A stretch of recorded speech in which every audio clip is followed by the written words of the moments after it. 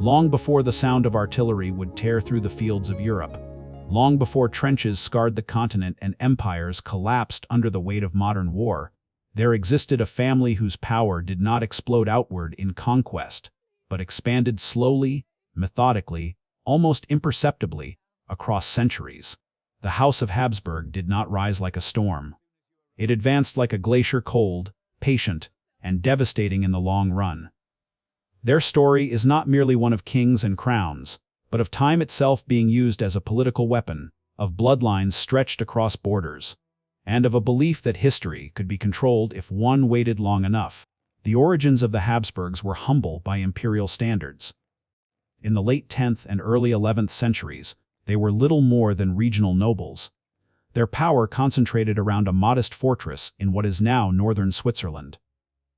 The castle of Habsburg, perched above the Ahr River, was not a symbol of destiny or divine right, but of survival. It was stone built for defense, not glory. At this stage, the Habsburgs were not shaping Europe. They were learning how to endure it. Medieval Europe was a landscape of fragmentation. Authority was scattered among feudal lords, bishops, and rival kings, whose legitimacy rested on fragile alliances and shifting loyalties.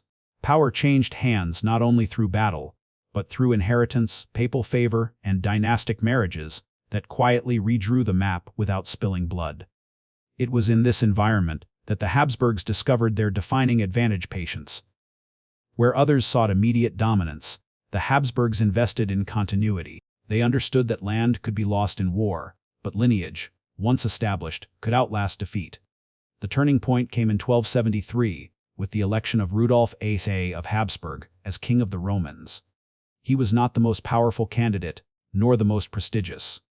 In fact, his very mediocrity made him acceptable to rival princes who feared a strong monarch. Rudolf's election marked the first time a Habsburg sat at the apex of imperial authority, and it revealed a pattern that would repeat itself for generations. The Habsburgs often rose not because they were feared, but because they were underestimated. Rudolf used his position not to dominate the empire outright, but to secure something far more valuable: Austria. Through calculated warfare and legal maneuvering, he seized control of the Duchy of Austria and Styria, establishing a territorial base that would become the heart of Habsburg power for centuries. Vienna, not yet the grand imperial capital it would become, began its transformation into the political center of a dynasty that thought in generations rather than reigns.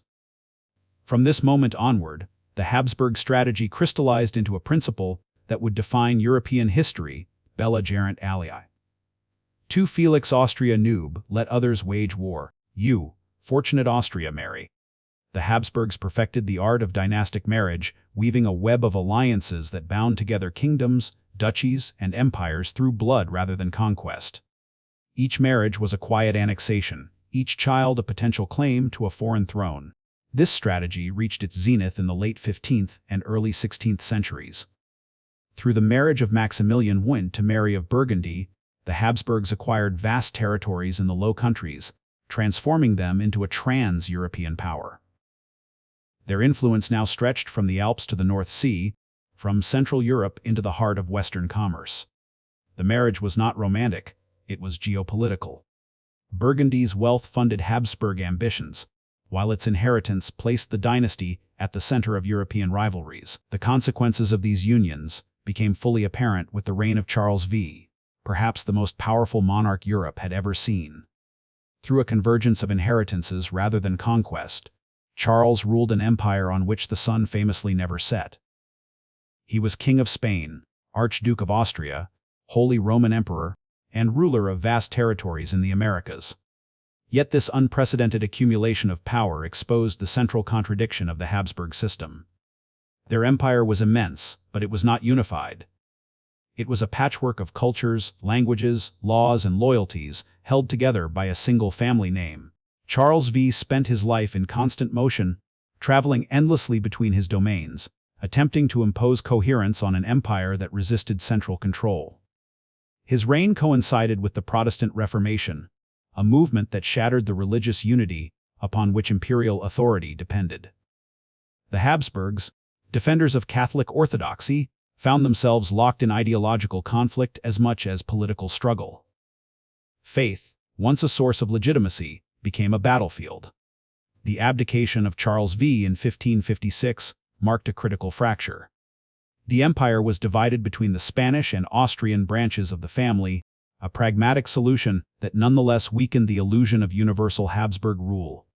Spain would pursue global empire and colonial wealth, while Austria would focus on Central Europe and the Holy Roman Empire. The dynasty survived, but unity gave way to parallel ambitions that sometimes aligned and sometimes collided. Over the following centuries, the Austrian Habsburgs entrenched themselves as the custodians of tradition in a Europe that was slowly changing.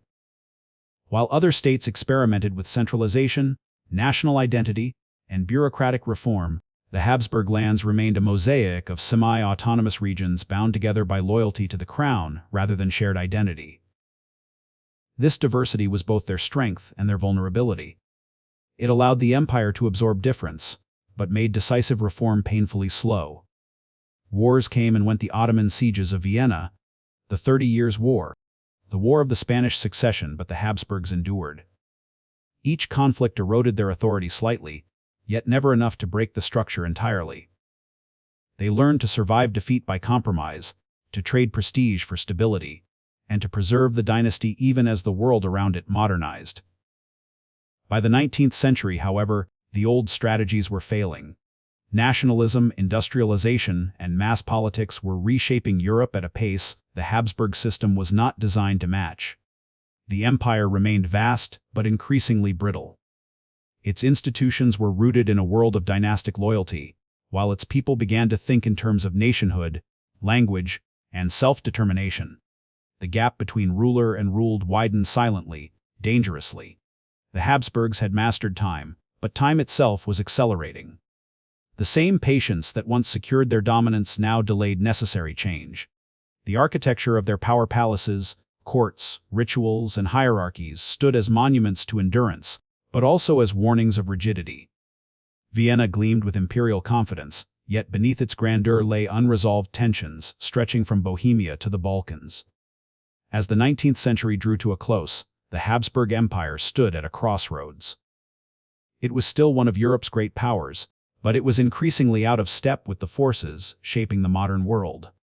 Alliances hardened, nationalism intensified, and old grievances festered within the empire's borders. The dynasty that had once unified Europe through marriage now presided over a continent poised for unprecedented destruction. The road to world war did not begin with a single assassination or a single decision. It began centuries earlier, with a family that believed history could be inherited, controlled, and indefinitely postponed. The Habsburgs had built an empire designed to last forever. What they did not foresee was that permanence itself could become a liability in an age that no longer waited. The stage was set, the dynasty endured, but the world around it was about to erupt. By the 18th century, the Habsburg Empire no longer resembled a traditional kingdom in any meaningful sense. It was not bound together by a single language, a unified culture, or a shared historical memory. Instead, it functioned as a living archive of Europe's past, a collection of lands accumulated over centuries through inheritance, conquest, and diplomatic compromise. Bohemia, Hungary, Austria, Galicia, Lombardy, Croatia, Transylvania, and dozens of smaller territories existed under one crown, yet each retained its own laws, elites, and grievances. The Habsburg ruler was less a king of a nation than a custodian of contradictions. This complexity demanded constant balance. Power in Vienna depended on appeasing regional nobility while maintaining the illusion of imperial authority. The court became a theater of ritual and symbolism, where hierarchy substituted for unity and ceremony masked fragmentation. Architecture played a crucial role in this performance. Palaces like Schönbrunn and the Hofburg were not merely residences. They were physical arguments for continuity, projecting stability in a world that was slowly, relentlessly changing.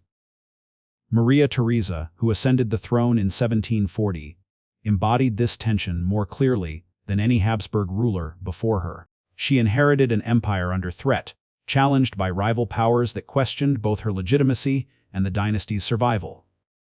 Through resilience, reform, and political instinct, She preserved Habsburg dominance, modernizing administration, taxation, and the military, while carefully avoiding reforms that would fracture aristocratic loyalty. Her reign demonstrated that the empire could adapt slowly but only within limits. Her son, Joseph II, tested those limits. Influenced by Enlightenment ideals, he sought to rationalize the empire through centralized control, legal equality, and religious tolerance. In theory, these reforms promised efficiency and justice. In practice, they exposed the empire's deepest fault lines. Local traditions resisted standardization, nobles opposed the erosion of privilege, and ethnic communities rejected policies imposed from Vienna without consultation. Joseph II's failure revealed a crucial truth: the Habsburg Empire could not be governed as a single modern state without unraveling itself. As the 19th century unfolded, the empire entered a dangerous limbo. It was neither fully modern nor fully traditional, neither unified nor dissolved. The French Revolution and Napoleonic Wars sent shockwaves through Europe, introducing ideas of popular sovereignty and nationalism that struck at the heart of dynastic rule. Although the Habsburgs survived Napoleon's rise and fall, they emerged deeply cautious, committed to suppressing revolutionary thought wherever it appeared. Under Chancellor Clemens von Metternich, Austria became the anchor of conservative order in Europe. The Congress of Vienna restored dynasties and borders, but it also froze political development. The Habsburg Empire presented itself as a bulwark against chaos, yet this stability came at the cost of reform. Industrialization advanced unevenly, political participation remained limited, and national identities within the empire grew sharper, not weaker. By 1848, the contradictions exploded. Revolutions swept across Europe, and Vienna itself became a battlefield of ideas and barricades. Students, workers, and intellectuals demanded constitutions, representation, and national autonomy. In Hungary, Bohemia, and northern Italy, the revolts took on distinctly nationalist character. The empire survived only through military force and external intervention, most notably Russian assistance. Order was restored, but legitimacy was not. The accession of Franz Joseph I marked the beginning of the empire's final long chapter. He ruled for nearly 7 decades, his reign defined by endurance rather than innovation. Personally disciplined, emotionally reserved, and deeply committed to duty, Franz Joseph became the human symbol of imperial continuity. Yet beneath his steady presence, the empire struggled to reconcile unity with diversity. The Compromise of 1867, which created the dual monarchy of Austria-Hungary, was an attempt to resolve this tension by granting Hungary near equal status. It stabilized the empire temporarily but deepened inequalities elsewhere. Slavic populations, in particular, found themselves marginalized within a system that favored Germans and Hungarians. Nationalism did not disappear, it hardened. By the early 20th century, the Habsburg Empire remained vast, but it was increasingly hollow. Its bureaucracy functioned, its army marched, and its court rituals continued, yet loyalty was conditional and fragmented. The dynasty still ruled, but it no longer inspired. The empire had become a structure held together by habit, fear of collapse, and the absence of a viable alternative. All it needed was a spark, and that spark would come from its most volatile frontier. The Balkans were the empire's most fragile mirror. What Vienna tried to suppress within its own borders: national identity, historical grievance, and the demand for self-rule, burned openly in the lands to the southeast. For the Habsburgs, the region represented both opportunity and existential danger. As the Ottoman Empire receded, a vacuum emerged, and every European power understood that whoever filled it would shape the continent's future balance. Austria-Hungary moved forward not out of ambition alone, but out of fear that inaction would invite rivals, and fear that delay would allow nationalism to infect the empire from the outside in. Bosnia and Herzegovina became the focal point of this anxiety. Administered by Austria-Hungary after the Congress of Berlin in 1878 and formally annexed in 1908, the territory embodied the contradictions of imperial rule. It was ethnically diverse, religiously divided, and historically scarred by centuries of foreign domination. To Vienna, Bosnia was a strategic buffer and a civilizing project, proof that the empire could manage diversity through order and administration. To many of its inhabitants, It was simply another imperial master replacing the last. The annexation of Bosnia was a calculated gamble and a catastrophic one. Internationally, it humiliated Serbia, a small but fiercely nationalistic kingdom that viewed itself as the protector of South Slavic peoples. Domestically, it further strained the already fragile legitimacy of the Habsburg state. The empire had absorbed yet another population that did not see Vienna as its natural center. Bureaucracy could administer Bosnia. Military force could control it, but neither could inspire loyalty. Within this tension, radical ideas flourished. Young intellectuals and activists across the Balkans absorbed a toxic mixture of romantic nationalism, historical myth, and political desperation. Secret societies emerged, convinced that only violence could shatter imperial structures that reform had failed to break. For them, the Habsburg Empire was not merely outdated, it was an obstacle to destiny. At the center of this storm stood Archduke Franz Ferdinand, heir to the imperial throne. Unlike many in Vienna, he recognized the empire's internal decay. He believed that survival required restructuring, granting greater autonomy to Slavic peoples and weakening Hungarian dominance within the dual monarchy. Ironically, these views made him a threat to nearly everyone. Hungarian elites feared losing power. German nationalists rejected decentralization. Serbian radicals saw him not as a reformer, but as a symbol of imperial permanence. On June 28, 1914, in Sarajevo, all of these forces converged. Franz Ferdinand and his wife Sophie arrived in Bosnia on a symbolic visit, marking imperial authority in a province that resented it. The decision itself was tone-deaf, scheduled on a date of deep nationalist significance to Serbs. Security was lax, warnings were ignored, and fate assisted by incompetence and chance did the rest. Gavrilo Princip's shots did more than kill an archduke. They exposed the reality that the Habsburg Empire could no longer contain the forces it had tried to manage for generations. The assassination triggered a chain reaction not because of its scale, but because of the system it struck. Alliances hardened. Ultimatums were issued. Mobilizations followed. The empire, convinced that its survival depended on decisive action, chose war. In doing so, it sealed its own fate. World War I was not caused solely by the Habsburgs, but without them it could not have begun as it did. The dynasty's insistence on preserving authority in a world that no longer accepted dynastic logic transformed a regional crisis into a global catastrophe. The war consumed resources the empire did not possess, demanded unity it could not command, and exposed weaknesses it could no longer hide. As the conflict dragged on, Austria-Hungary unraveled from within. Soldiers fought bravely, but often without conviction. Ethnic divisions deepened under the strain of total war. Hunger spread, confidence evaporated. By 1918, the empire existed only on paper. National councils declared independence. The Habsburg crown, once stretched across Europe, collapsed into irrelevance almost overnight. The dynasty that had ruled for centuries ended not with a dramatic overthrow, but with quiet abandonment. Emperor Karl I renounced power without formally abdicating, a final gesture of dynastic dignity in a world that had already moved on.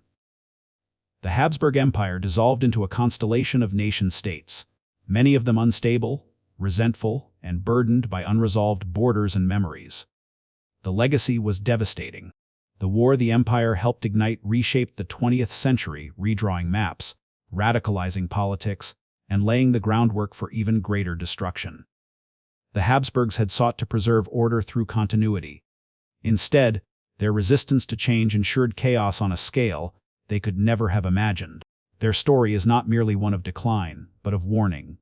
Power that refuses to evolve does not remain strong, it becomes brittle. And when it breaks, it does not break quietly. The end of the Habsburg Empire in 1918 was not marked by a single decisive moment, but by a slow, disorienting erosion of meaning. As the guns of the Great War fell silent, Europe searched for victors and losers, yet Austria-Hungary no longer fit either category. It had not been conquered in the traditional sense, it had simply ceased to exist. The machinery of empire, once powered by ritual hierarchy and inherited legitimacy, ground to a halt because the ideas sustaining it had evaporated. What remained was a vacuum, political, psychological, and historical. For the peoples who had lived under Habsburg rule, liberation came wrapped in uncertainty. New nations were declared with triumphant speeches and improvised flags, but behind the celebrations lay fractured economies, contested borders, and societies unaccustomed to governing themselves. The empire had been oppressive in many ways, yet it had also provided stability, infrastructure, and a supranational framework that muted the most destructive impulses of ethnic rivalry. With its disappearance, old grievances were no longer contained. They were legitimized. Austria, reduced from a continental power to a small republic, struggled with an identity crisis that bordered on existential despair. Vienna, once the capital of a multinational empire, became an oversized relic, grand boulevards and imperial palaces surrounding a state too small to justify them. Intellectuals spoke openly of cultural homelessness, a sense that history had abandoned the city. The question, "What is Austria now?" had no clear answer, and the absence of empire left a silence where purpose had once lived. In Hungary, the collapse was felt as a national trauma. The Treaty of Trianon stripped the country of territory and population, turning imperial elites into bitter revisionists and planting the seeds of radical politics. For Czechoslovakia, Yugoslavia, and other successor states, independence brought hope but also instability. Borders drawn in conference rooms failed to reflect lived realities on the ground. Minorities became majorities overnight and vice versa. The problems the Habsburgs had postponed were not solved, they were redistributed. The dynasty itself retreated into exile and memory. Emperor Karl I died young, still convinced that history would vindicate him. His descendants carried the weight of a fallen world, their names simultaneously revered and irrelevant. The Habsburgs had outlived feudalism, religious wars, and revolutions, yet they could not survive the 20th century's demand for mass politics, national sovereignty, and ideological clarity. Their greatest strength, continuity, had become their fatal weakness. Yet to dismiss the Habsburg legacy as mere failure would be an oversimplification. For centuries, the empire functioned as a mediator between cultures, languages, and religions in a continent defined by division. Its administrative pragmatism, legal traditions, and cultural patronage shaped Central Europe in ways that persist today. Railways, universities, and civic institutions built under imperial rule continued to function long after the crown disappeared. Even nationalism, the force that destroyed the empire, had matured within its borders. The tragedy of the Habsburgs lies not in their decline, but in their timing. They were an empire built for a world of dynasties, attempting to survive in an age of nations. Their instinct was compromise, balance, and gradual reform, virtues in one era, liabilities in another. Faced with accelerating history, they moved carefully when decisiveness was required, and forcefully when restraint might have preserved peace. By the time they understood the scale of change, it was already irreversible. World War I ensured that the empire's collapse would not be a quiet transition, but a violent rupture whose consequences echoed far beyond Central Europe. The unresolved tensions of the post-Habsburg world fed directly into the rise of authoritarianism, the outbreak of the Second World War, and the enduring instability of the Balkans. The shadow of the dynasty stretched long after its fall, shaping conflicts that no longer bore its name. In the end, the story of the Habsburgs is not just about emperors and palaces, treaties and assassinations. It is about the danger of mistaking longevity for permanence, and tradition for legitimacy. Power, when inherited rather than renewed, risks becoming detached from the people it governs. When that happens, collapse is not sudden, it is inevitable. The Habsburg Empire did not fail because it lacked intelligence, culture, or ambition. It failed because it could not transform itself fast enough to meet a world that no longer believed in the idea of empire itself. And when belief disappears, even the mightiest dynasties become footnotes. When the Habsburg name faded from the map of Europe, it did not disappear from its consciousness. Empires can end in law and ceremony, but their deeper influence lingers in habits of governance, cultural memory, and unresolved questions about power and identity. Long after 1918, Central Europe continued to live inside structures, assumptions, and tensions shaped by centuries of Habsburg rule, often without recognizing their origin. In cities like Vienna, Prague, Budapest, and Zagreb, the imperial past remains embedded in stone and rhythm. Grand avenues still guide traffic through former capitals. Administrative buildings continue to serve modern governments, and legal traditions forged under imperial bureaucracy persist in modified form. Even the idea of a multilingual, multicultural Europe, so often presented as a modern aspiration, was once an everyday reality within the Habsburg realm, imperfectly managed but undeniably lived. The empire failed politically, yet it demonstrated that diversity could coexist within a single institutional framework for generations. The 20th century, however, offered a brutal counterargument. Without the imperial structure to restrain nationalist extremes, Central Europe became a laboratory of radical ideologies. Fascism, Nazism, and later communism filled the void left by dynastic authority, each promising clarity, unity, and justice where compromise had once reigned. The violence that followed revealed an uncomfortable truth. The empire's contradictions had not vanished with its collapse.